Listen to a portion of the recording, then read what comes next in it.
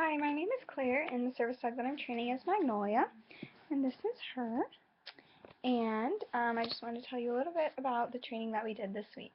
Magnolia and I spent some time at a park, and we practiced walking there and just being around other dogs and children. We've been doing this multiple times a week, so she's developing a really good walking behavior and park behavior in general. So that's been good to see. And then we also have been kind of avoiding campus in a way, but I've decided to bring that back in a little bit to her training just because of how bad she was planting there.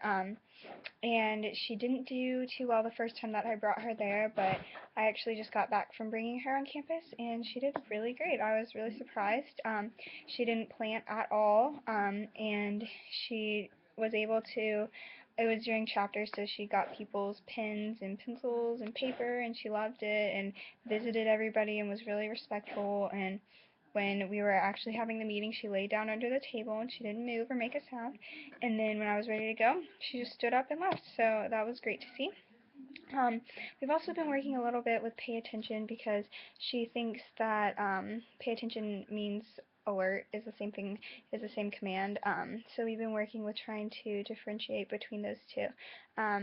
And she will get the hang of it after we do it a few times, but usually when we start it the next day, she'll forget, so we have to keep doing it over and over again. But she's getting a little bit better with that.